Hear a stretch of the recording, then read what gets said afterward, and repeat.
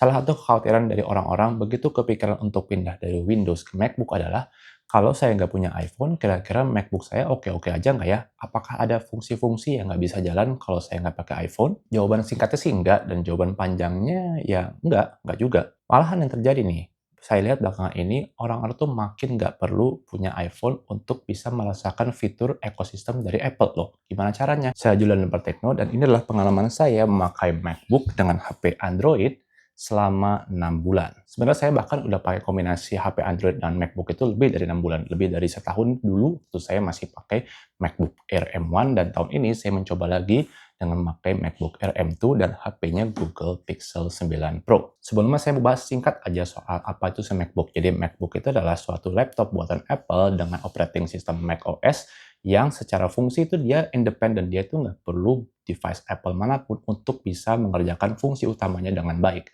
Hanya saja memang ada beberapa fitur eksklusif ekosistem yang hanya bisa jalan kalau Anda itu punya gadget Apple yang lain. Soal kelebihan dan kekurangan macOS sudah sering saya bahas di video-video saya yang lain, jadi saya mau fokus terhadap pertanyaan apakah kita tuh bisa aja survive dengan MacBook kalau kita tuh nggak punya iPhone. Kembali kalau saya bilang bisa banget, apalagi kalau sekarang itu salah satu fitur andalan dari MacBook atau lebih tepatnya adalah ekosistem Apple adalah AirDrop ya. Jadi AirDrop itu adalah suatu fungsi di mana kita bisa mengirim file dari HP, lebih tepatnya iPhone ke MacBook atau ke iPad, dan sebaliknya dengan sistem koneksi yang khusus dan bisa transfer dengan cepat ya. Nah, tapi kalau sekarang fitur ini ternyata sudah ada di mayoritas flagship Android ya, misalnya Galaxy S26 Ultra saya bisa, kemudian Google Pixel 9 Pro saya bisa, dan saya yakin beberapa flagship generasi ke belakang juga sudah bisa. AirDrop ini adalah salah satu fungsi yang menurut saya sangat-sangat berguna kalau Anda itu mungkin sering moto-moto atau ngambil video, mungkin adalah content creator,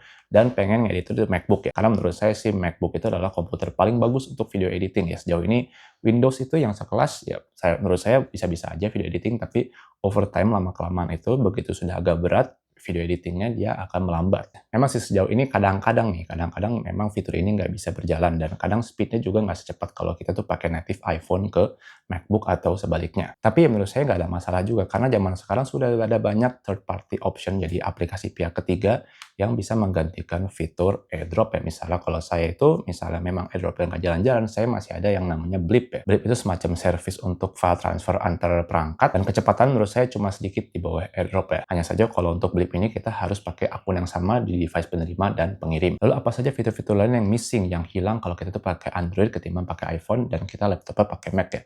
Jadi salah satunya adalah continuity clipboard. Jadi kalau kita itu misalnya mau copy paste, misalnya kopinya tuh di iPhone, kemudian kita bisa paste tuh di MacBook ya.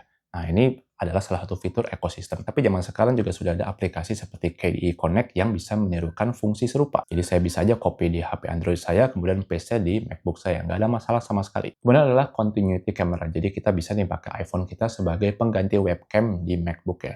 Ini otomatis akan meningkatkan kualitas kamera dari MacBook kita secara signifikan. Memang ada third party option ya untuk hal-hal seperti ini, tapi menurut saya ini nggak penting-penting amat, minimal buat saya ya.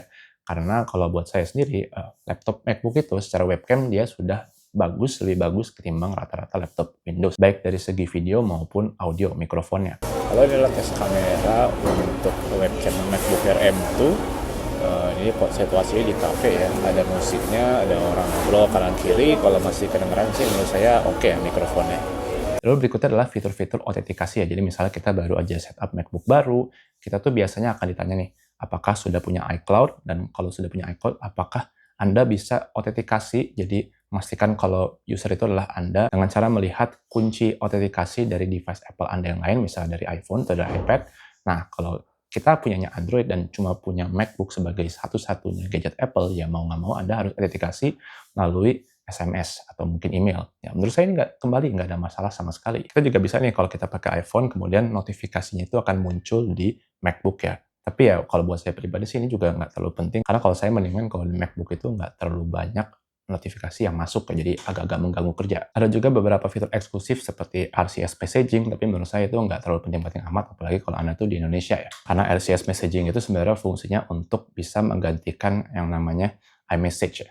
kan di Indonesia jarang yang pakai iMessage. Jadi begitulah menurut saya kenapa nggak ada masalah sama sekali kalau Anda itu pakai HP Android dan laptopnya adalah MacBook ya. Cara singkat buat saya yang paling penting adalah AirDrop ya, karena saya sering ambil foto dan video dan sekarang sudah bisa digantikan oleh Quick Share menuju AirDrop atau ya paling nggak pakai Blip lah. Terlebih lagi zaman sekarang video itu meskipun menurut saya rajanya masih iPhone ya, zaman sekarang Android itu secara video quality ya, rekaman video, pengambilan foto juga sudah nggak kalah dengan iPhone ya. Bahkan sudah banyak yang bisa melampaui iPhone dari segi fotografi. Oke, demikian aja video singkat dari saya. Mudah-mudahan bermanfaat. Silahkan like video ini jika dirasa bermanfaat. Subscribe jika ingin ketinggalan konten berteknologi lainnya. Saya Julian, terima kasih telah menonton.